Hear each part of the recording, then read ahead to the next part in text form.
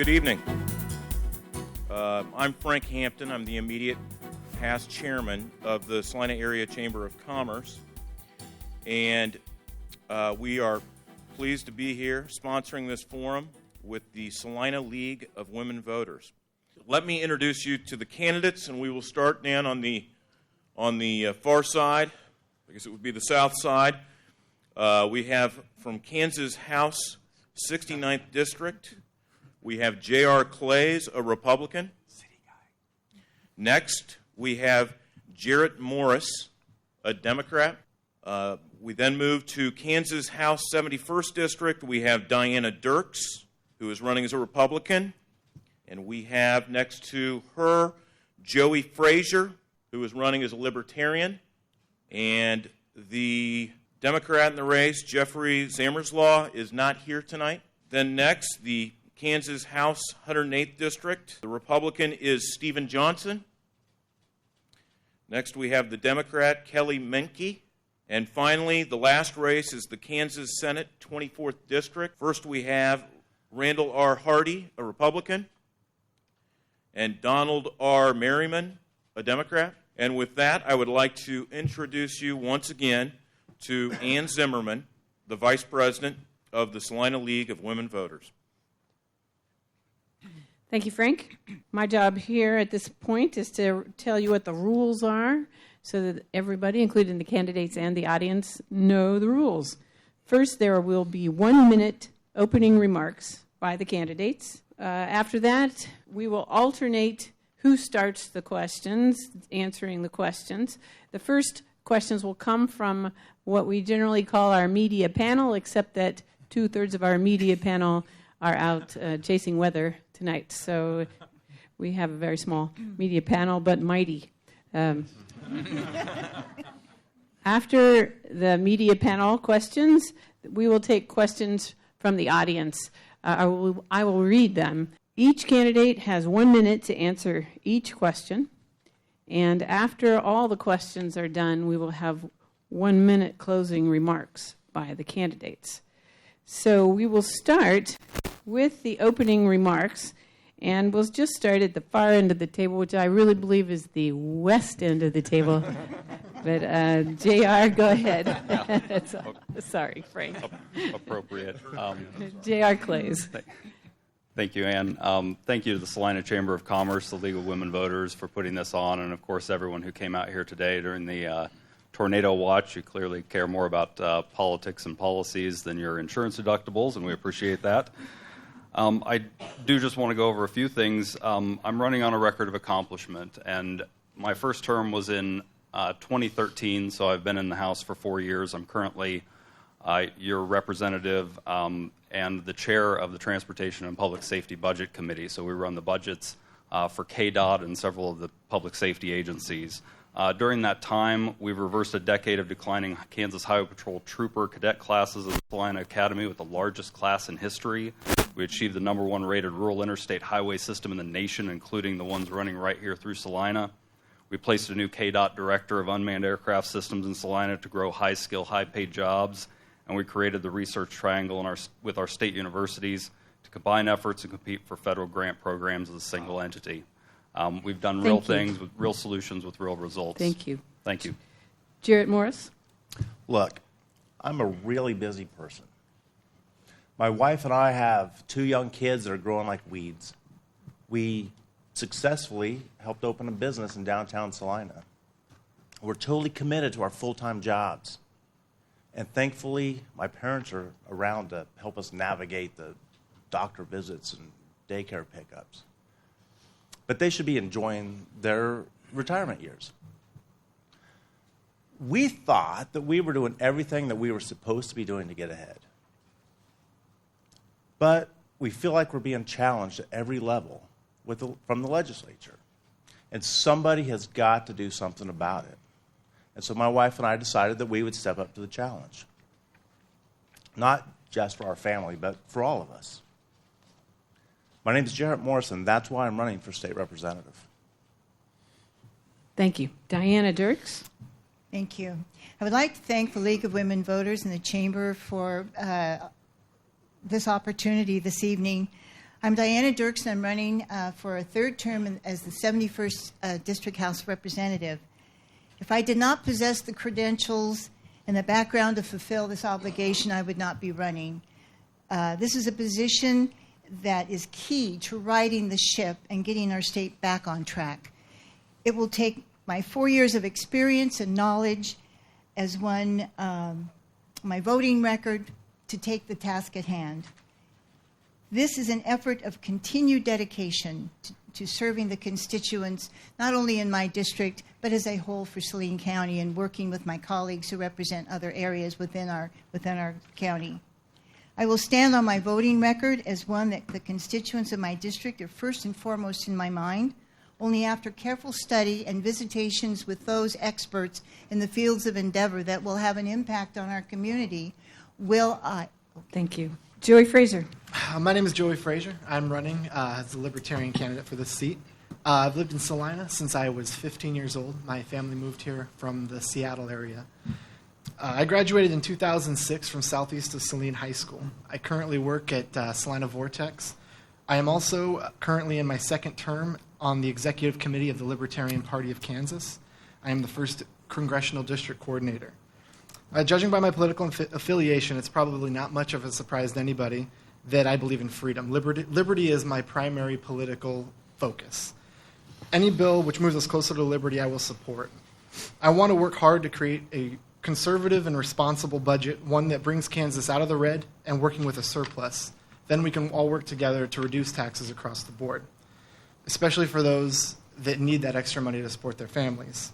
I also want to work to get the government out of our personal lives. I don't believe the government has a right to tell us how we can live our lives, what we eat, what we buy, who we love. We should have that right to live how we want to. Thank you. Stephen Johnson. Thank you. Good to be here, and a huge thanks to all of you for being here. My name's Stephen Johnson. I grew up and continue to live and farm near this area, and I've also worked in financial services. It's that combination of experiences that led me into the legislature. 3 key things for me, and there are many issues, but it would include pensions, tax policy, and respect and working together.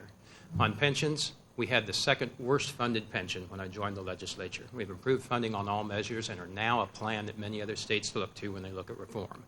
On taxes, 2 years in 2012, I voted against the tax plan. 2 years ago, I led the effort to start a dialogue about changing the tax plan, particularly the income tax. It has been good to see the traction gained over the last years on that, although I wish it could have moved much more quickly. But that brings us to the key of respect. It takes dialogue among all the players. There are not 2 factions. Kansas Leadership Institute describes 6 factions in the legislature. But building a coalition and including all ideas is key, and I would look forward to continuing to do that for you in the legislature if you send me back. Thank you. Thank you. Kelley Menke. Thank you for being here tonight. My name is Kelley Menke. I am running for Kansas House District 108. I currently live in Lindsborg with my family, where I also sit on city council there. And the thing that got me into this race was education. I have 2 boys. One is in high school and the other one is in college. And I started really listening and paying attention to the people who were asking me maybe to think about a run for state legislature when it looked like my son might not be starting his senior year this fall. And we'd also been dealing with cuts to higher education, and we're paying more, and he's taking out more and more in state in loans. Finally, you know, we want to stay in Kansas, and we need to be able to really make a living here, and it all comes back to the economy. We've got to repeal. Thank you. The Senate candidates, Randall R. Hardy. Hi, I'm a 36-year resident of Salina, Kansas, and I currently serve on the Salina City Commission. As Senator, I will work hard for the citizens of Saline and Dickinson counties to make Kansas better for all of us. I will advocate for a balanced budget with a tax policy that is fair for all Kansans. I will push for school funding that makes student achievement and progress our top priority. And we should let local school boards, teachers, and parents decide what is best for their schools. I will advocate for transparency in state government. I want all Senate sessions streamed live and have an opportunity for public input on bills. No more middle-of-the-night, last-minute decisions. I believe that we need to review and revise our business codes to ensure that they make sense and treat our businesses fairly. We should do all we can to help Kansas businesses thrive. Thank you. Thank you. Donald R. Merriman. I am Don Merriman. I'm the current Salina County Clerk, and I'm a lifelong resident of Salina. I went to Salina Public Schools, graduated from Central High School, and also Kansas Wesleyan University graduate. I've served citizens my whole working life, whether that was in retail sales. I worked at Salina Supply Company in heating and cooling, ventilation sales, and design. In January of 2000, I was appointed by the local party and appointed by then Governor Graves to come to the county clerk's office. I've worked with various state agencies in the county clerk's office. I believe that qualifies me to be your next senator, and I will like to continue serving you, representing Salina and Salina County. Thank you very much. Okay, thank you, candidates. We now will head to the media portion. And with that, I would like to introduce, once again, from the Salina Journal, Sharon Montag. Sharon? The state has been struggling to meet revenue projections since the governor and legislature cut income taxes in 2012 and 2013. What specifically should the legislature do to restore a healthy revenue stream for the state? Gerrett Morris. The very first thing we need to do is repeal the Brownback experiment. We need to get back. We weren't having much of a budget problem before that. It wasn't until we started meddling with the budget. That's my answer. The very first thing we would do is repeal the Brownback experiment. Diana Dierks. Thank you. Thank you for this question. This is not a tough question to answer because we know that the governor's budget is not sustainable. What we need to do at the beginning of this session is put our heads together, come up with a comprehensive tax plan. My grandmother always used to say two inevitable things, death and taxes. Well, we all have to pay taxes, but the LLC portion of that, with the 333,000 who are taking advantage of that. I have been visiting around the country, in the city rather, and visiting with the LLCs and saying that they would really prefer to go ahead and pay taxes and get us out of this. We need to become solvent once again. We need to right the ship and put Kansas back to where it needs to be, where we can provide the services to those who need it. Joey Frazier. I agree with repealing Brownback's tax exemption on LLCs as well. As a libertarian, I hate taxes, absolutely hate them.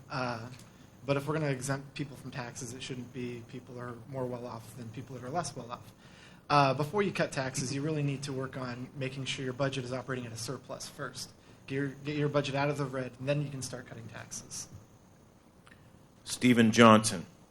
Thank you. Thank you for the question. This has been one of the keys for me to work on, and for 2 years I've worked and brought a bill to repeal the LLC tax.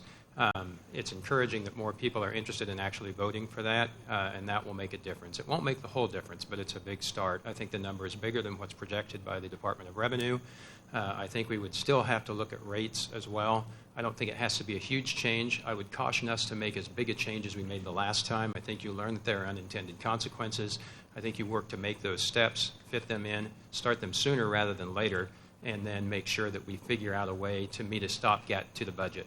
For that, it's possible that we could talk about other sales tax things. There's talk of even a gas tax to get revenue sooner rather than later, since we're a year out from income tax whenever we do finally consider that. But those would be the places I would start. Kelley Menke. Well, I am in agreement. Yes, we do need to repeal the 2012 tax experiment. But beyond that, we really also need to look at the votes that have been made and the taxes that have been raised since that experiment went into effect in 2012. That has really fallen onto the backs of hardworking families. We're talking about the largest sales tax increase. Now it's 6.5%. Raising taxes on food. These are also things we need to look at. If the 2012 tax experiment is repealed, hopefully we can start funding our KDOT again, building our reserves, and we can look at giving working families a break. Randall Hardy. The Brownback tax plan punished hardworking Kansans and rewarded a select few. His plan has destroyed the budget, killed jobs, and ruined Kansas's credit rating. I think the root cause of that problem is the 2012 tax policy that was implemented that reduced immediately our income tax income from $2.9 billion down to $2.2 billion, and the income has stayed at $2.2 billion since that time. It's a plan that does not work. It needs to be replaced with a plan that is fair for all Kansans, which would include bringing the 330,000 LLCs and pass-through businesses back into the tax structure. Don Merriman. In agreement to that tax cut for LLCs and S Corps, I happen to have owned Choices Network out on Centennial Road. I say I'm in the process of selling it now, but just recently. And we serve folks with disabilities. I have a son Craig, who's 37 with a disability, and that's the reason we have the business. But the bottom line is, as an S Corp, we would have been happy to pay that income tax, even though we serve 375 people out there. We've also experienced a loss in oil and gas valuations. That's a piece of this. And I would propose to use a bipartisan approach to look at all the solutions, including the reinstatement income tax, because we need a fair and balanced tax policy. J.R. Claeys. I agree with Representative Dierks. Comprehensive reform is really what needs to happen. And as Representative Johnson alluded to, the LLC piece isn't the entire solution, and that's why we talk about comprehensive reform. But we do need a tax system that's flat and fair, free of loopholes, where everyone's participating in the success of our state. Okay, and for our next question, back to Sharon Montag from the Salina Journal. There was some discussion with the county commissioners about the gun laws and the concealed carry of handguns in governmental buildings. There's been some discussion of possible changes in that law in the next legislative session. How do you feel about that? And we will start with Diana Dierks. When that bill first came across at the Senate, in the House of Representatives, I was not for it simply because it would be putting mandate on local control. When you go to the third floor of the courthouse, you're in a volatile situation. You have people whose children are being taken away from them. And, I guess we can't go back to the 50s and 60s, but I was thinking about that the other night. I said, right now there was a drive-by shooting over on Sherwood, and there was 2 kids hit north Salina. Guns, I believe in the Second Amendment, but however, we need to be able to have some type of control, but they do not belong in the governmental buildings. Joey Frazier. I would support a bill that would relinquish that decision to the individual counties. I would agree with Representative Dierks, so that I don't think guns belong in courthouses and government buildings, but that decision should be left up to the individual counties.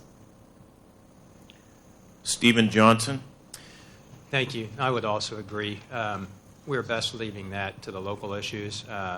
In particular, there are different setups, there are different resources to handle problems between Saline County, Ottawa County, et cetera. And I think they're in the best position to determine what will keep their people safe. I don't think the state is. Similarly, the universities, I'm very worried about how that will work. I have really tried to get the regents engaged to come up with what plan we could do. I think the plan has been a hope that it would just be repealed before it goes into place. That would certainly be an adequate solution, and if it happens, that would be something I would support. Kelley Menke. Well, first I want to thank you for bringing up the universities, and I also thank you for your support and worrying about that, because I am also worried about that. Sitting on City Council, I did deal directly with this. As a council, we had to decide what to do to allow the concealed carry into our public buildings, our city buildings, which took hours from our chief, from our city staff, to talk about what this would mean. how much would it cost to put metal detectors in? How much would it cost to have extra staff? Well, that's money we don't have as a city, and so we just had to put up the signs as long as we can. And for me, that's not a great response as a city council. Essentially, our hands were tied. Local control wasn't there. We just have to let it happen. And this is something that really needs to be changed. Guns are an issue. There is too much gun violence out there, as Diana just mentioned, and it's happening in our communities. And we've got to be the ones to. Randall Hardy. Serving on the Salina City Commission, I'm well aware of being on the receiving end of all of the demands and directives that come from Topeka to Salina, Kansas. And most of them I don't think have the best interest of Salina at heart. I believe in what is called home rule. That means that the local level of government that is closest to the people should be making the majority of the decisions that affect those people. And I think that this kind of question would be best dealt with on the city and the county level to decide which way to go on that. Don Merriman. Working in the city-county building, it's kind of daunting sometimes when you hear what spills down off that third floor of the courts. Sometimes the screaming and the yelling and the gnashing of teeth, and you don't know what's going to happen. And we do happen to have panic buttons in our offices. We are working on plans at this time to make an exit out of our offices in case there's some bad activity going on. I feel like we need a little bit more training if guns are allowed in that building. I attended a little seminar, Kansas Interfaith Action meeting last week on the campus of Kansas Wesleyan University, and it was a very interesting little seminar. There was a young lady from the University of Kansas talked about the Regent schools, and you can imagine how many millions of dollars that had cost at Regent schools. And she said right now there are students and staff that are leaving the state because they know this thing's going to take effect in 2017. Thank you. J.R. Claeys. Mr. Merriman kind of alluded to this. The third floor issue with our courtrooms is very unique, and I worked with our local folks here, Todd Heitschmidt over there with the building committee, and we put together a bill so that we could maintain third floor security up there should we choose to have concealed carry on the other two floors. And that did pass last session and was signed into law. So when we face issues locally, you do have representatives who are looking out for you and looking out for the interests of our community, and I'm happy to be one of those people. Gerrett Morris. I am not in favor of the concealed carry in the public buildings like that. And since it was brought up, I also want to say the same thing about universities. Our universities are places of higher education. It's places where we really encourage debate. And, sometimes that debate could get heated. Do we really want people that are maybe terrified of the guy sitting next to them with a gun or something in our classrooms like that? So I would say I'm not in favor of the concealed carry in the public buildings. Okay, back to Sharon Montag for the next question. Water policy and the rapidly depleting Ogallala aquifer have been a concern in Kansas. What has the state done to protect the long-term supply of water, and what else should be done? Okay, and on this we will start with Joey Frazier. I'll admit I'm not very educated on this issue. I know a little bit about it. I'm going to have to pass on this one. I'm sorry. Okay. Stephen Johnson. Thank you. Another key concern for us to raise and continue, one of the things where I think we have asked the right question and gotten started on it, getting to a solution is also important. And I think it's been frustrating for those who have been involved in it to try and move towards a solution. Clearly, there are areas where we're using water at a rate faster than it's being replenished. How do we look to the long-term future, balance current economic needs? At some point, I fear we'll have to bite the bullet and be harsher with saying, here's how much water can be used in this particular area. Until we do that, I'm not sure that we'll really address the problem. So far, everyone has been hesitant to force that change in the use that's already been appropriated. But I think we will have to revisit that to actually make a long-term difference. Kelley Menke. In a rural district like ours, sometimes it becomes difficult to balance issues with farms and economy and making a living, as well as with the environment. I think there are some good discussions out there. I think that sometimes it seems like those are two different sides. When we have regulations that are not cost effective or maybe happen over too large of a time span, either side can get very frustrated with those things. But we all, I think, recognize the same thing, is that we all want clean, accessible water that we can use. Randall Hardy. Governor Brownback initiated a water plan study that held meetings all across the state to begin to address this issue. And I think that the seed was planted at that point, and then all of the budget issues took over, and all of a sudden water took a back seat.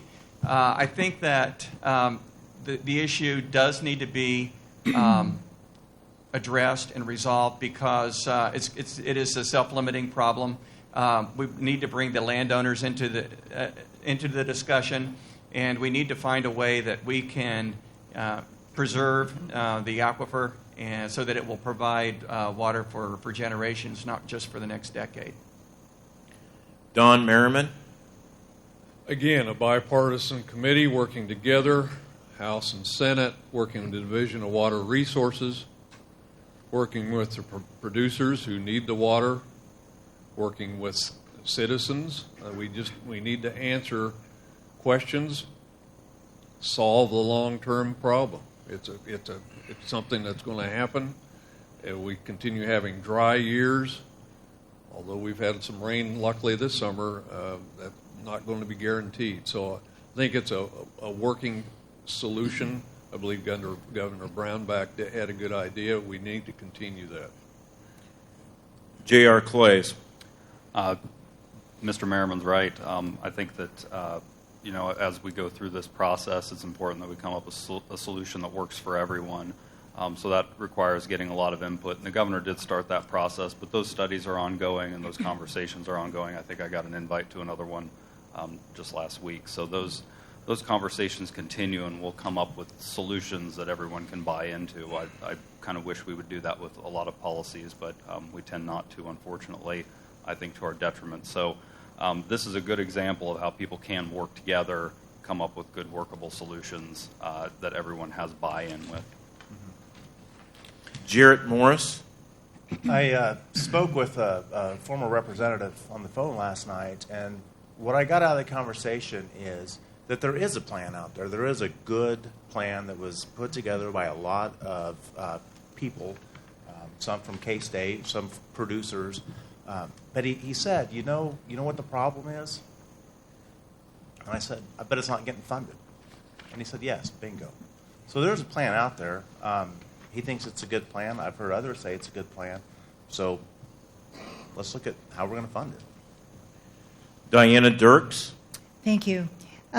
Sitting on the Ag Committee for the last 4 years, you listened to a lot of the problems and issues in regarding water and agriculture. Some of the plans and some of the things that are ongoing right now are actually the dredging of some reservoirs that will make it deeper and perhaps retain some of the water from all of the rain we've been having here recently would be great. And so there are some plans and in-depth operations already in operation to do just that. Also, a solution they're contemplating is perhaps plants that do not take as much water and maybe do something besides wheat and corn or milo. So those are also things that are being contemplated. The people in the ag community are really very resilient in looking at things that would be help in their conservation of water. And I go to a lot of meetings in that regard because that's really the most important thing because we are an ag state. Okay. Thank you, candidates. Back to Sharon Montag with the Salina Journal. As state revenue has fallen short of expectations, the Brownback administration has relied heavily on money swept from the Kansas Department of Transportation. Do you see a danger in taking that much money that was meant for roads and spending it elsewhere? Okay, and we will start with Stephen Johnson. Thank you. Absolutely. it's necessary that we continue to fund all of the different things that are there. We are fortunate that oil prices have been down on this regard because it's made asphalt prices cheaper, and we've been able to make the few dollars that we have go much further than they otherwise would have. But we can't plan on that, and it is necessary to find a balance where we can meet the spending that we need in the long-term, consistent maintenance of the roads so that those will actually work. Kelley Menke? You know, when the revenues first started to deplete, it seemed like KDOT was the first place the state went to pull some money out to pay bills that were coming due. I've heard some estimates that it used to be something like 1,500 miles that were either paved or repaired, and now it's down to 200. That concerns me. That means that it might take about 50 years to come around to that section of road again. It also means that people aren't working, and those people that aren't working aren't paying taxes, and they're not that's not going back into the economy. They're not buying the groceries. They're not buying the goods. These are real concerns for people who just want to work hard and pay for their families. And Randall Hardy. The funding of the highway fund began back in 1989, and it was started by the legislature because the legislature could not decide on how to adequately fund highway construction. And the highway fund being funded every decade or so by an act that was put into place adequately funded highway construction, and it has done so since 1989. The last 6 years, the legislature has rated the highway fund to the tune of $2.7 billion, and there's no plan to pay that money back. What this will do is it will not affect our highway construction and maintenance for the next 3 to 5 years, but beyond that, there's going to be no money or very little money to take care of the maintenance and construction of the highways that will need to happen, and that will have to be addressed. We need to stop. Don Merriman. We currently have I believe, a great group of roads, bridges, safe, all of that. But projects are being delayed, as Ms. Menke mentioned a minute ago. I know a person of 40-plus years of experience, recently retired from the Road and Bridge Department. He mentioned to me that he's very, very concerned, and he's saying that if the legislature does not sweep any more money out, which I have a feeling they're probably going to, but they're going to sweep more money out, it's going to take 20 to 40 years to get back up to where we should be. This gentleman really knows what he's talking about, so I have to believe him. J.R. Claeys. It's not an ideal situation at all, and I would like to see it reversed. However, I would note that taxpayers do expect us to manage our scarce resources well, and being in charge of the Transportation and Public Safety Budget Committee on the House side, we did put those dollars towards maintenance and repair this last time around that we did have available, and it's resulted in our ranking going up from up to the number one rural interstate system in the country. 700 lane miles of maintenance and repair is ongoing through the dollars that we push towards that. So when there is an opportunity to spend the dollars, they're being managed and spent well. Are there enough of them? No. But when we do have them, they aren't being wasted. They aren't being frittered away. They are being used to maintain a high-quality system, especially in an area of the state where we rely on transportation heavily for economic development. Gerrett Morris. Representative Claeys is right. We do have among the best roads in the nation. But if we're not going to fund them, well, KDOT's being raided. We're losing jobs. And this is setting us back, will set us back, take us decades to catch up. We have got to continue to fund our highway programs. Diana Dierks. I am on a one-on-one phone conversation with Bob Totten with the Kansas contractors pretty much on a weekly basis to see how things are going. He talked me into going out on the interstate and looking at the bridge on I-70 that was deteriorating. He didn't tell me that the traffic going by are going 80 miles an hour and sucked me right out of there. But It was a little unnerving, but really, he is the one that has really kept me informed about this. He says the Kansas contractors are leaving the state to find jobs. That we don't have anything for them here. We have got to quit cutting the funding from and taking funding out of KDOT, the bank of KDOT that was. But really, it's not the legislature that's doing that. It's the budget itself. And I think that the big culprit at that point is not so much we as the legislators, as those who have decided to take away all the funding by the tax plan that's in place right now. Joey Frazier. It's always interesting to me that when there's budget shortfalls, the first things that tend to get cut are education and infrastructure. I think that we could probably cut funding in other areas that are less important for the time being. I also like the idea of having more tolled sections to interstates, especially on the high traffic areas with a lot of commercial traffic. All right. Thanks, candidates. That concludes the media portion. And now Ann Zimmerman from the League of Women Voters will be asking questions from the audience. Ann? Thank you, Frank. Many jurisdictions now have sales tax in the range of 10%. Do you support lowering state sales tax or other measures to limit the growth of sales tax? We'll be starting with Kelley Menke, I believe. Yes. Well, this is something I have experienced firsthand. My parents have a small business in downtown Lindsborg, and I often spend some time behind the cash register.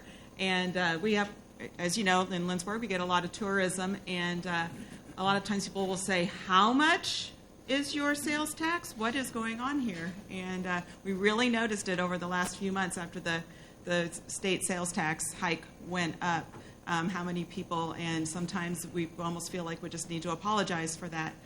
So yes, I would definitely support bringing that sales tax back down to a reasonable level, and along with that, the sales tax on food. Thank you. Randy Hardy? I think that the sales tax is borderline high, and I think that we should always think about trying to lower the sales tax when we can.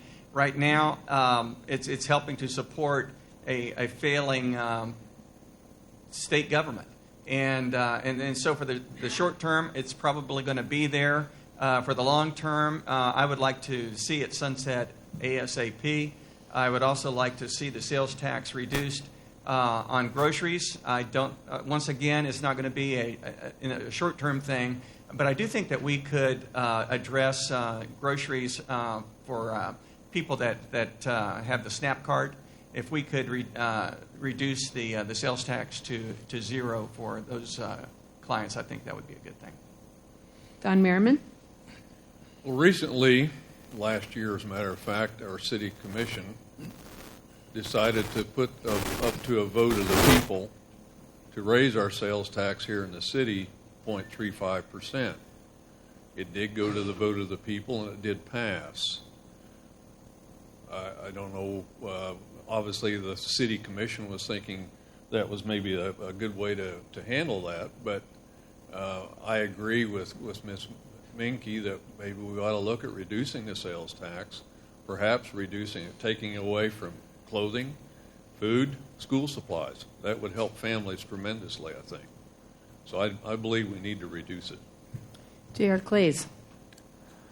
The sales tax holiday is a great idea, and I've supported it each year. It's very difficult to get passed. I think that's important for families, especially those of us who are in the center of the state. We're more on an island than those folks who are up against the borders and have the opportunity to avoid sales tax altogether. If not at least partially. If they're going into Missouri, there's a much lower food sales tax. Nebraska's is zero. One of the issues that we face, though, is that we're part of the Streamlined Sales Tax Coalition, and it'd be great if the $2 billion in sales tax exemptions that we give every year we're at least paying something. But that doesn't allow us to do that. We either have to pay full freight or go to zero. So when we decide that we're going to push something to zero, it's a tremendous burden on the budget and the burden on the rest of the taxpayers who are buying groceries every day. So we have to be conscious of that and make decisions wisely when it comes to the sales tax. But I think the local one, since it was brought up, is really great for our community and is Thank something you. that we need to support. Gerrett Morris? There's a tax analogy using a three-legged stool: property tax, income tax, and sales tax. With the massive cuts to the LLCs, let's put that back and help give some relief to us. I would support lowering the sales tax. Diana Dierks? This is why we need to put together a comprehensive tax at the state level, because they're going to look at everything. Unfortunately, they might even be looking at increasing sales tax as part of it. I know it's already on cigarettes and that sort of thing here now. But we have to look at, here in our community, we have an aging population that can ill afford to pay the tax on food that they're paying for. And we need to get that tax lower, especially on food for those who can not afford what we're charging them right now. Joey Frazier? I've actually liked for a long time the Kansas Fair Tax Act. It actually replaces the three-legged stool that he talked about, property tax, sales tax, and income tax, with just one solid consumption tax. I would support. I don't like the bill in its entirety, how it is. There are some exemptions I'd like to make for lower income people, but I would like to see something like that passed.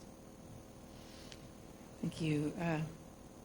Stephen, have we done you yet? Stephen No. Johnson. All right, you're next. So much. The short answer is yes. I would support lower sales taxes.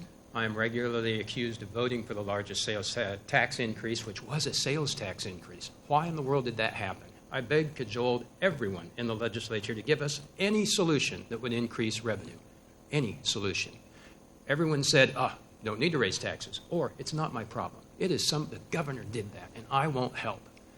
The only solution, after holding the legislature hostage for way too long, was an ugly one that raised sales tax. Unfortunately, we had to have the revenue. I hope that there is a better solution and that people will come together to actually work towards it, because that's an important solution. Thank you. Thank you. The next question says, what is your opinion on the method Kansas uses to select its Supreme Court justices and the constitutional amendment that has been proposed to change the method? And we're going to start with Randy Hardy. Kansas has three separate but equal branches of government: the executive, the legislative, and the judicial. It is designed that way so that one branch cannot rule unilaterally. That system works for the United States government, and it has worked well for the Kansas government. The check and balance system provided by the three branches keep our state on an even keel. Recently, there has been an assault on the Supreme Court to reduce its level of independence in the decision-making process. Governor Brownback proposed altering the selection of justices by an independent panel to one where the governor selected the candidate. Brownback also supported defunding the Supreme Court. Basically, lawmakers are attempting to extort Supreme Court justices to rule in the legislature's favor or be shut down, the Kansas City Star editorialized, adding that conservative lawmakers' willingness to deprive Kansas citizens of a working court process is shocking. We do not have activist judges. They are just doing their job. Leave them alone. Don Merriman. I like the way we select them now. I have some sample ballots laying over there on the table before you leave. Hopefully there's one for you to look at. There are retention, which I believe is the way we need to go for Supreme Court, Court of Appeals, and our local judges of the 28th Judicial District. I believe we need to leave it that way. Governor Brownback has attempted to take over the legislature. We don't want him to take over the judicial branch. Absolutely do not want that. That's a constitutional crisis, I believe. We need to have separated powers, and we need to leave it exactly the way it is. J.R. Claeys.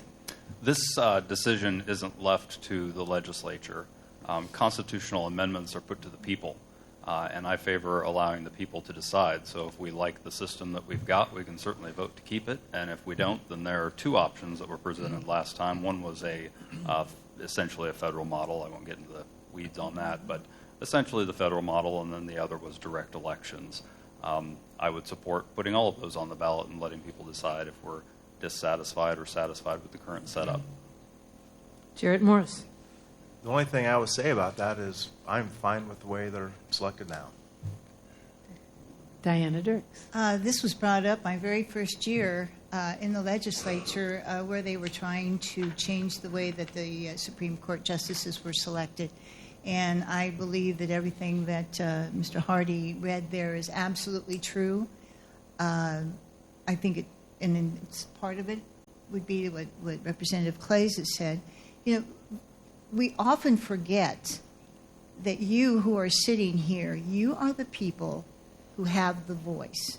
We are just the instrument who carries it to Topeka. You are the ones we are representing. We don't come up with these ideas all by ourselves. And if you have an idea or a suggestion, I would say, please let us know, whether it's your judicial selection or any of the other things that we've been discussing tonight.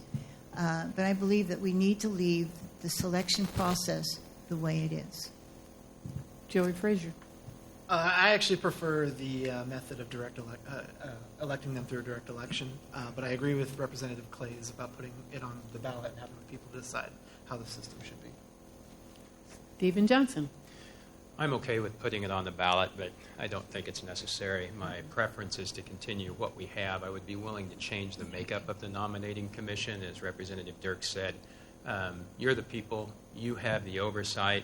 It could be argued that having a nominating commission that is a majority of your elected control rather than a majority of the bar could have value. The bar needs to be there. That is a set of experience that's useful. But I think that's something that could be considered. Kelley Menke. You know, it seems like this has come up in response more to the Supreme Court not agreeing with some of the legislation that has been done, and maybe the governor not liking the way that they have ruled. So I think that the retention of the judges the way it is working. And I also, want to also point out that the judicial branch is that one branch of democracy that is not supposed to bend to the will of the people. It is supposed to uphold the laws that are put there by the people. Thank you. The next question starts with Don Merriman, and that is to talk about CanCare. Do you please share your position on CanCare expansion, reform, or maintaining that? Do you support it or do you not? What are your thoughts? CanCare, as I mentioned, I was owner of Choices Network here in Salina for many years. My deceased wife, Dawn, started that business in January of '99, grew from 6 clients to 375 clients today. We could serve a lot more if we could expand CanCare and get better service out of CanCare, get better service out of the managed care organization. MCOs, or for short, MCOs, managed care organizations. We need to expand Medicaid. We need to expand CanCare. There's thousands of people out on that waiting list, just like my son Craig, who needs those services, and their families need the services. So definitely we need to expand CanCare. J.R. Claeys. Our providers under CanCare need the opportunity to provide excellent service to the people that they serve. And currently, under the 4% cut that just occurred, I think that is being put into jeopardy, and it's something that needs to be reversed and will be a priority in January when we go back to make sure that we're able to provide the dollars to the providers that are out there now so that they can provide quality service. Gerrett Morris. I do support expansion of CanCare. I also support the expansion of Medicaid in the state of Kansas. There's far too many people that are being left out of the system, and we need to make sure everybody's included. Thank you. Diana Dierks. I just recently received some information from Chad Austin, who works in hoping that we can get Medicaid expansion. We were unable to get anything dealing with Medicaid expansion above the line the last 4 years. 3 things that it would promote on the Medicaid expansion. It would create a healthy Kansas, access to affordable health care for 150,000 hardworking Kansans, access to preventative care, protect our local communities and hospitals. You know, there was a hospital that closed that just simply couldn't afford to stay open anymore. Not expanding care could limit access to health care in rural and urban communities. Build a healthy economy. Bring millions in federal funds back to Kansas. There was $1.4 billion that we have lost from over the years for federal funding that we could have been using to keep our Medicaid program up and running. Support a budget-neutral program. Does not use state general funds. Produce a net financial plan. Thank you. Joey Frazier. I do not support the expansion of Medicaid or CanCare. I am a free market guy. I think that health care and health insurance should be left to the private sector, and I think that if the competition is allowed to flow naturally, prices will go down. Stephen Johnson. I would generally support the expansion of CanCare. I think that we should have had that debate in the legislature. Make the case as to why not expand. Perhaps there's something that is there. I didn't hear it. I heard more of the reasons about why we would need to look at that. I'm very concerned about the 4% cut that has been made, what impact that will have on both people and providers. In addition to the need for health care for many of us, there's a need for health care for those who aren't able to provide for themselves. How do we make sure that the system is adequately protected as we deal with that? Kelley Menke. You know, in a rural district such as 108, many people have to travel to go to the doctor or to go to the clinic when they're sick or just for regular health checkups. If CanCare is not expanded, that's even more chance that people won't be able to afford regular health care. They might wait until they're very sick until they go and find that doctor. There'll be fewer doctors available. We already have state cuts reducing Medicaid payments, but this also just hurts the hospitals as well, as they have more losses to cover when Medicaid is not being covered or the doctor's visits are not being covered. And already about 1 in 3 children who could be covered under the Medicaid expansion are that's all that are covered. And to me, all of those children who could be potentially covered and were just not is devastating to our state as well as to our lower income friends and neighbors. Randy Hardy. There are, as Representative Dierks mentioned, there are 150,000 people approximately that fall into the category that could benefit by CanCare expansion. These people make enough money so they do not qualify for Medicaid, which in Kansas is called CanCare, but they do not make enough money to afford traditional health insurance. And so it makes perfect sense to me to expand CanCare to include this group of 150,000 people because they're going to go ahead and take advantage of medical services anyway. They're going to go to the emergency room to be treated. And what CanCare would do would give them other opportunities to go to clinics, go to doctors, instead of depending on the emergency room as their primary physician.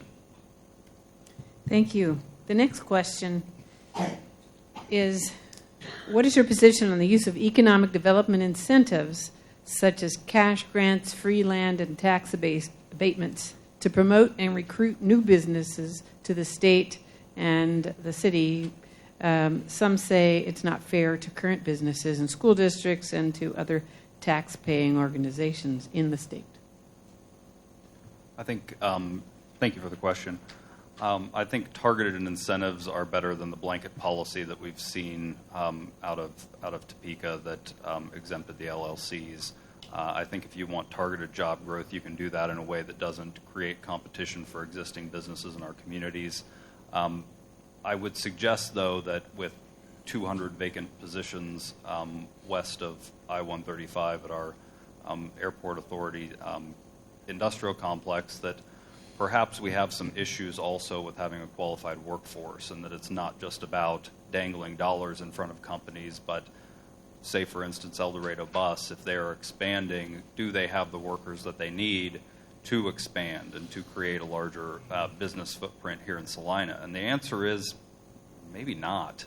And that's probably a bigger challenge for us than necessarily just attracting the businesses and the good-paying jobs. It's attracting the people who will fill those jobs and having them qualified in those Thank positions. you. Gerrett Morris? I think it's something that really has to be looked at. It has to be fair for everybody. I think all the taxpayers, the other local businesses, really are going to need to know what's all being offered. Is it fair? Are the taxes fair? Are the tax abatements fair?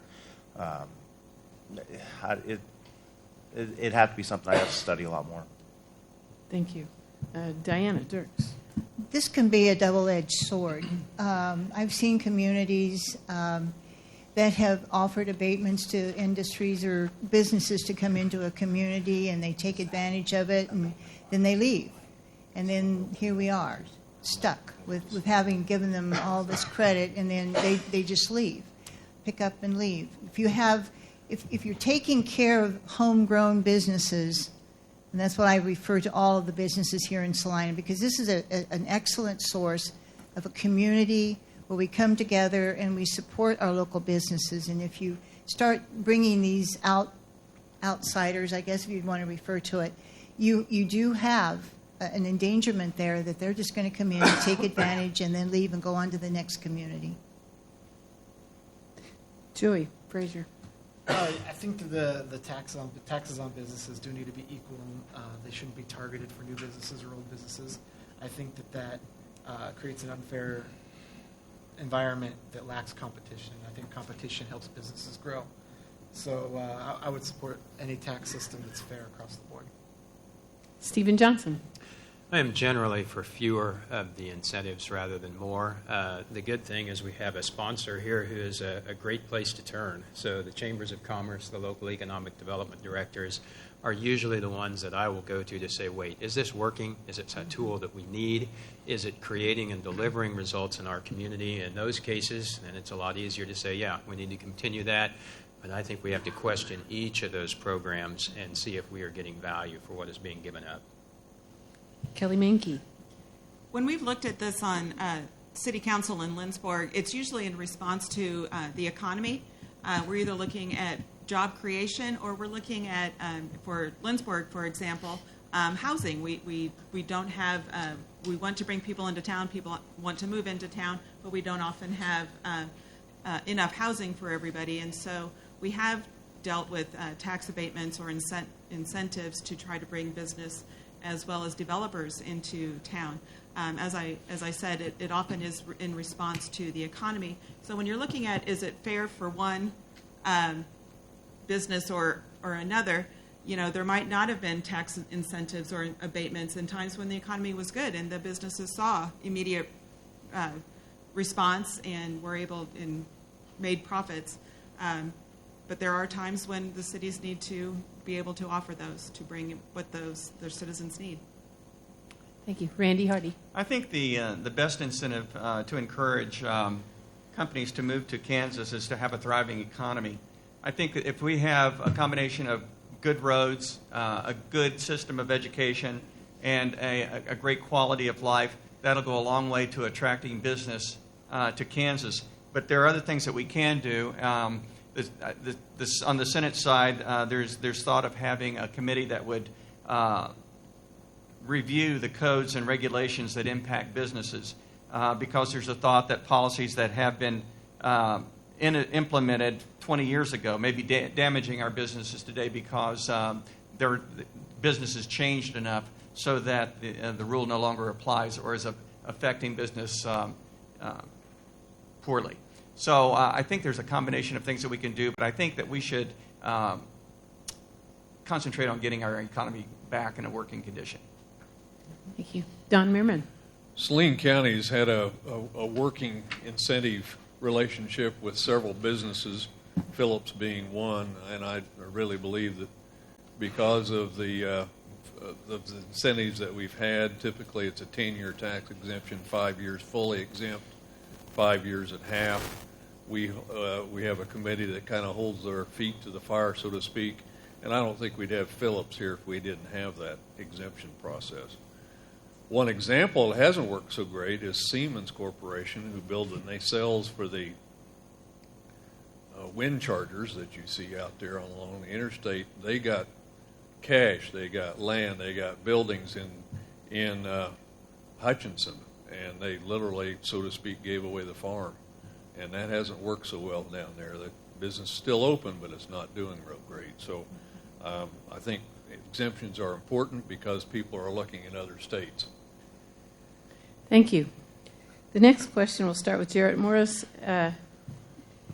If we don't have money in the state budget to repay the highway fund,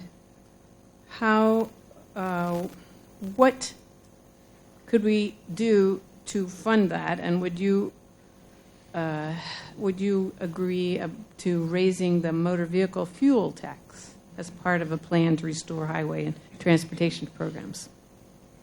I think the very first thing I would do is repeal the tax experiment. That's the first thing I would do. Bring the revenue back in the way of the fuel taxes. No, I think I would leave those. I'd leave them the same for now. Thank you. Diana Dierks. Really, I think, I don't want to sound like the proverbial broken record, but I really think that what we need to do is get the comprehensive tax package together, and then we can eliminate worrying about how we're going to raise money to fund our state programs and our charities and our people who are out there helping other people. We just need the very start of the session, sit down and really put something together. And I don't think we'd have some of these concerns. Joey Frazier. I do not support the added fuel tax either. I think that, like they said, get the budget fixed, that get a fair tax plan implemented would help a lot. And I also believe that some toll interstates would also help quite a bit as well. Stephen Johnson. A lot to that one. The key is how you get everything put together. It is possible you could look at an increased motor vehicles fuel sales tax, and in the first year of a session, perhaps you could count on the same players to come back and repeal that a year later when a full tax plan has actually come in. Perhaps. If there's confidence of that, I might be willing to consider that one. Otherwise, if we have to wait and there's no money, we have to figure out how we continue to stretch until there is a long-term plan where we can start getting back from the 700 to the 1,200 miles of maintenance and other things that need to happen on roads. Kelley Menke. You know, we've seen a lot of taxes increased over the last few years to sustain the 2012 tax cuts. And I guess I'm not willing to add another one in this case. But the repealing of the 2012 tax exemption experiment for small business owners would increase the amount of revenue, would help build our reserves so that we don't have to go and make all these extra taxes here and there, even if they are short-term. Many things seem to be pushed off to the next year or short-term, or they'll be reduced after a certain amount of months or years, and I'm not sure that I'm willing to take that risk that those actually will be reduced. Randy Hardy. The most effective way to get back to a healthy highway fund would be something that would, on the short term, cause a little pain, and that would be the total repeal of the 2012 tax policy called the March to Zero, and that would replenish the state general fund, and then I would suggest taking that 2015 sales tax increase and using it only to replenish the highway fund, to put back the $2.7 billion that was removed from that. And when that had happened, then I would propose to sunset the 2015 sales tax. Don Merriman. I cannot see raising the sales tax on motor fuel. We already pay enough, I believe. One of the terms I've heard recently is that we all in the state of Kansas have experienced the pain, but there's nothing to show for our trouble. In other words, our economy is not great, and I cannot see anything but looking at a bipartisan approach to reinstating that income tax. J.R. Claeys. When money's swept from KDOT, it is being swept in the form of the sales tax dollars that go to KDOT. The protected funds, protected by our Constitution, in fact, are the motor fuel taxes. So in a sense, it's better to have it funded by motor fuel tax because then those are untouchable dollars that can't be swept out. It's worse in the sense that our fuel tax is already higher than Missouri by 4 cents, I believe. And a third of our state lives on a border where they can drive to Missouri and get their gas. So there's a little, good and bad in messing around with the fuel tax. But as part of a comprehensive tax package, I would consider an increase in the motor fuels tax if it were also to compensate with a lower sales tax. Thank you. The next question will start with Diana Dierks, and it is, do you have any thoughts on possible consolidation of services by counties in rural Kansas where the number of mandatory county jobs seems to some like an expensive or unnecessary overhead for the declining population to support? Do you want to read that one more time? Do you have thoughts on possible consolidation of services by counties in rural Kansas where the number of mandatory county jobs seems like an expensive or unnecessary overhead for the declining population to support? Well, I guess I'm just going to be real honest with you right now. I don't like mandates. I think it's going to be up to the individual entities, the local cities and counties. I mean, together we were just listening to the county candidates here earlier before we got up here, and they're talking about that the city and the county have to work together. I think Salina already works together with some. If we have a huge disaster fire coming in, the county and the cities are going to work together. I think if we have a proper budget, which the city and county try to work on here, and where our new county representatives and city representatives are going to be working together, I don't really feel that at this point would the consolidation would really be necessary. Joey Frazier. Yeah, I would say, I would support any municipality or local rural county that wants to consolidate positions and jobs. It saves money. Yeah, I would definitely support that. I would support that in bigger cities also, if they choose to do so. Stephen Johnson. I would support enabling it. If we have policies that make it difficult or policies that could make it easier to do, I think that's something we could do at the state level. As Representative Dierks said, I would be very hesitant to design a plan at the state level. I think that would be disastrous to try and put it together. But I think if we were designing the services today, we might use a different map than what we used when we set them up earlier. I think as we look at things like extension and others that have already worked to consolidate with other counties, that there's some models that we can continue to work for, to seek, and to find what do we want. What services do we need to pay for, and which ones perhaps are we not willing to. But I think the previous group may have been in the best position to debate that. Kelley Menke.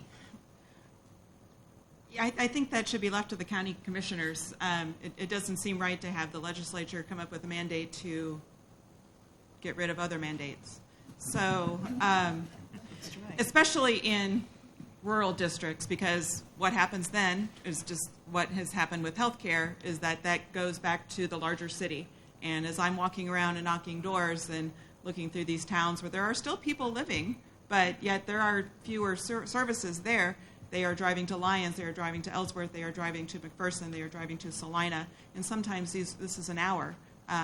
So, it's one thing if it's for health care, and that's already unacceptable, but, for other, if we're going to add all the other services along with that, that's just, I don't think I would support that. Randy Hardy. I think the only purpose that the state might have in consolidation of services would be to facilitate it if it is warranted. I think that there are some services out there it might make sense to think about some sort of consolidation, but in other areas like with the roads and bridges, they're not dependent on the level of population, and so they may be exempt from consolidation. So it's the kind of thing that it has to be dealt with on a case-by-case basis, and I think that the state should be on the periphery and and come into play if it's warranted. Don Merriman. I have several thoughts on that. It was a very good question, by the way. We already have, between the city of Salina and the county of Saline, about 44 interlocal agreements, which means they are getting along on certain things. That's been a lot of those have been in place for a long time. There are some counties have more than one 911 dispatch center. We have one, and it works very well. And that was an interlocal agreement that really worked.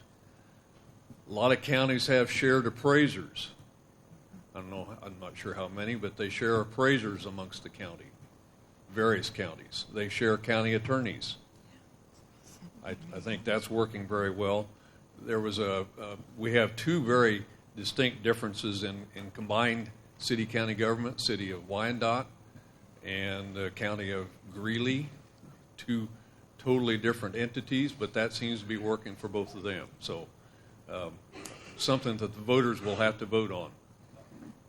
J.R. Claeys. I'll just build on what Mr. Merriman said. I think that we have the opportunity to elect some really solid, intelligent folks at the city and county level here in Saline County, and I can't speak for everywhere else, but I think there are plenty of opportunities for those folks to make the decision to have those agreements that don't require any intervention from the state. If it does require some intervention in the sense that we need to create flexibility so they can have those agreements, then I'd be happy to look at that. But I think mandating that from the top down is not the way that we want our government to run in the state of Kansas. Gerrett Morris. I think it's simple. City and county can make those decisions. If there is a way or a need that the state could help facilitate something, that would be great. But leave it city-county government. Thank you. The next question will start with Joey Frazier. Kansas has endured several years of no-compromise ideological orthodoxy in Topeka. Why should voters believe that you would do anything differently? Can you repeat the question? Yes. Okay. Yeah. Kansas has endured several years of no-compromise ideological orthodoxy. Why should voters believe that you will do anything differently? I'm actually a very pragmatic person. I have my deeply held political and religious beliefs, but I'm very willing to think outside the box of what I've always thought and listen to voters and listen to the other people around me.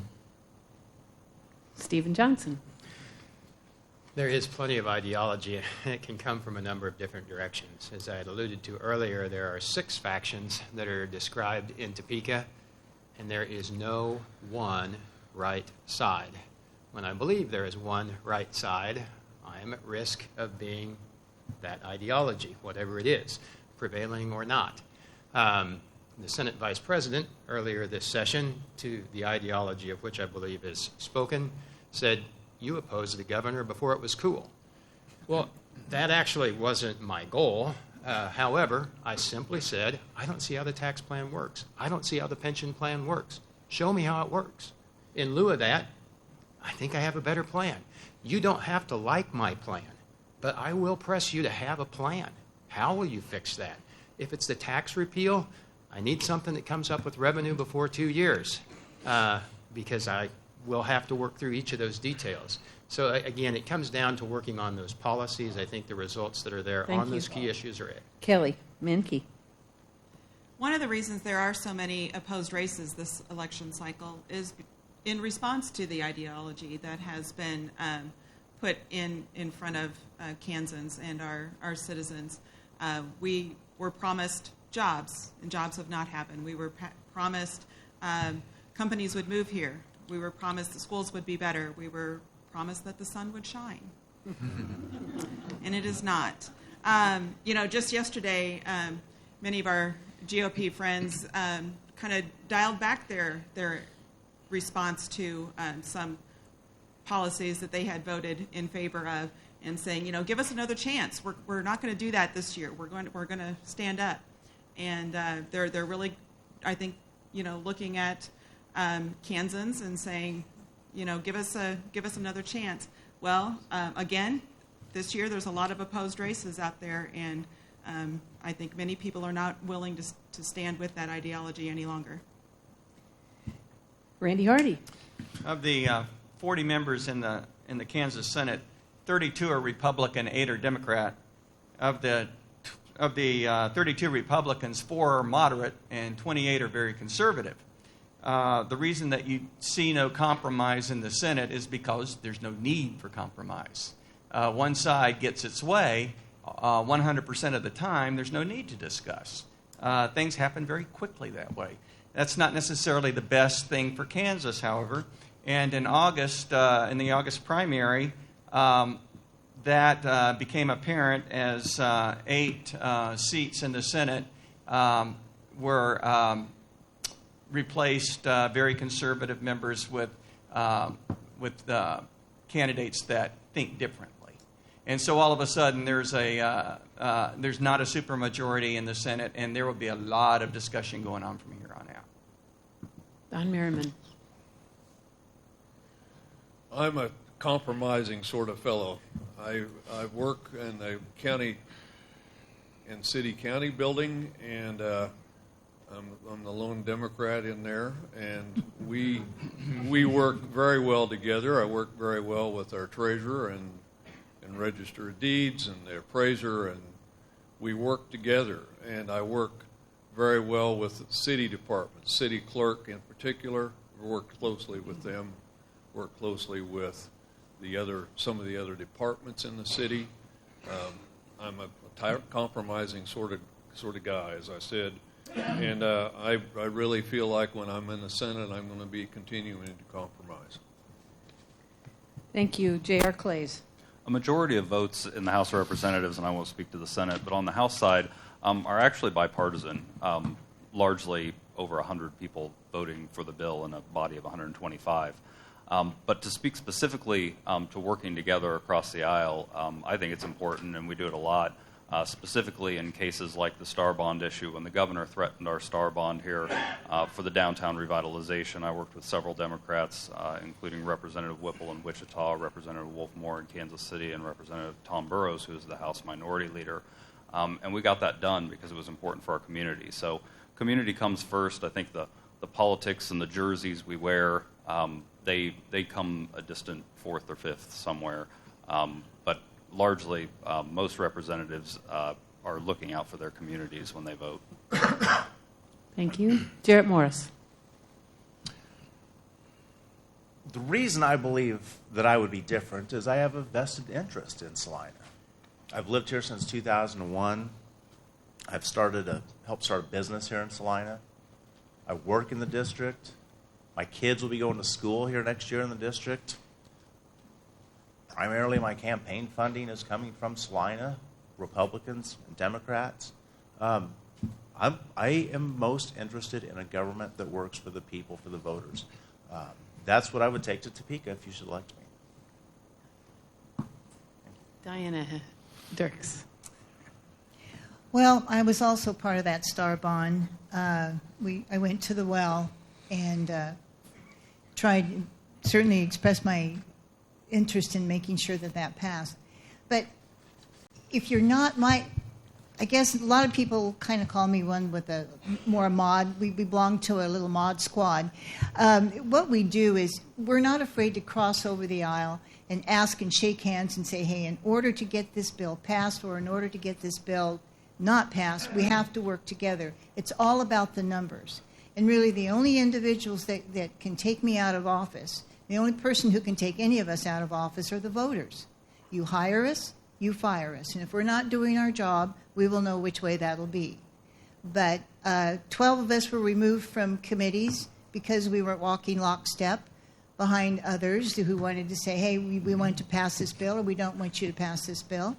It's just the way it is. And it's called, I guess, the aurora of politics.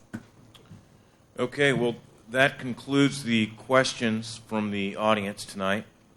And with that, the candidates will move into closing remarks, and we will start with Stephen Johnson. Well, thank you, and thank you again for being here. Thanks for your interest. Thanks to my fellow candidates. It's not easy to run, and it's a sacrifice, so I appreciate all the interest in making the state better. A couple of the issues that came up, water, one of the issues. I am on the bipartisan group that does that. It's myself and Senator Tom Hawk, a Democrat from Manhattan. We're the team that's worked on the solution that is there. I don't know that it's a complete one. Our next one is funding. That's something that we've been working on through the interim, and we'll continue through the fall to try and have something for the legislature when they return in January. It is a big issue. Tax, that's a big issue. The solution that we have all requested dealt with dealing with the repeal of the income tax. I think that's a great solution. If we get that done, and it's comprehensive, it's probably late in the session, which means it kicks in, not in 17, but in 18. And when we start collecting in 18, we'll get the money in 19. So it's not going to be an easy one, but I think it is an important step and an important one for us to take sooner rather than later. On that and other issues, I'd welcome the chance to continue working for you. Kelley Menke. We do need to repeal the 2012 tax experiment. We do need to increase our revenue. We do need to get jobs. We need to increase our health care choices here in Kansas. The factors that many of us counted on when we were going out into the world, education, higher education, finding jobs that could pay for a house and where we could raise children, these are not all to be counted on for today's young people, and those my children included. And I worry about that. In just a few weeks, you will have the chance to vote in some new, potentially thoughtful, and maybe even more responsible legislators to diffuse this brownback agenda that we've been subject to the last few years. There's an opportunity for positive change in our state. Randy Hardy. The collective voice for change in Topeka was heard loud and clear in this past primary. I defeated Senator Tom Arpke, who continued to promote the brownback agenda. Voters responded to my campaign and my commitment to bring thoughtful, responsible decisions to the legislative process. We must return our state to fiscal solvency through fair tax laws and a balanced budget that supports the critical services that Kansans support. A solid and balanced government creates a healthy and vibrant environment which attracts business, supports the value of education, maintains and improves the infrastructure, and provides necessary access to the best in health care and quality of life. We want our state to be exemplary, to provide an environment for new business, one where we grow and retain businesses and university graduates, and experience a vibrant atmosphere where families are attracted to live and prosper. I would appreciate your vote on November 8th. Don Merriman. As I said earlier, you know I'm not the party of the governor, so I will not be influenced by his continued efforts and attempts to carry out his experiment on this state. I will return your calls and your emails. I want to thank the League of Women Voters, the Chamber, Sharon Montag. Nobody's mentioned Bruce and Margaret Wyatt. Thank you very much. Ann Zimmerman and Frank here, thank you, and appreciate all of you coming out tonight. Shows you care, and you're obviously this election is very important for you. Now, county clerk issue. Make sure your family and friends are registered to vote. Our office is open till 9 p.m. October 18th, and also the 3 days prior to that for voter registration. Advanced voting starts on the 19th. And I would very much appreciate your vote November 8th. J.R. Claeys. Thank you to the Salina Chamber, the League of Women Voters, for hosting this tonight. Our media panel, if we can call it that, single panelist, our timekeepers, and of course our moderators up here doing the tough work. It's an honor, an absolute honor to serve you. I look forward to serving you again in January if I'm honored with your vote on November 8th, and I'd sure appreciate it. Thank you. Gerrett Morris. I think one of the biggest takeaways from tonight, even this election cycle, is that we have to get rid of the brownback experiment. We got to get rid of it. I think we also need to get rid of the legislators that really supported it. If you would vote for me, that's what I would do in Topeka. My name is Gerrett Morris. I would appreciate your vote on November 8th. Thank you. Diana Dierks. I believe in responsible, efficient government. For me, the bottom line is this. I believe in Kansas. I believe in the good, hardworking people who reside here, in the communities who make our state the great place to call home. And I believe that Kansas is worth fighting for, and with the continued support of my constituents and a little more common sense in Topeka, we can win the fight for a balanced budget, a fair tax system, a reliable funding for our schools. I value the trust my constituents have placed in me, and to represent them. That is a heartfelt endeavor. I'm a champion of education. I want to make sure that our kids have the proper education and the funding, starting from preschool all the way through the higher upper classes. And I would really appreciate your vote. Thank you. And Joey Frazier. America is changing. Kansas is changing with it. Anyone can see that when you turn on your TV. I saw it last week when we watched the first presidential debate with Donald Trump versus Hillary Clinton. I don't really see much of a difference between those two. I mean, for real. I think that we're moving in a direction that's no longer going to be the left versus the right, liberals versus conservatives. It's going to be more libertarian thinkers versus authoritarian thinkers. I am a libertarian. I want to see Kansas become one of the most economically successful states in the country and one of the most freest places to live. But in order to do that, we need to change the way that we vote. And we need to change the way that we lead. On November 8th, I ask that you entrust me to be a part of that change. And for the love of God, don't vote for Donald Trump or Hillary Clinton. Don't forget to vote. Give them one more hand, and thank you for coming.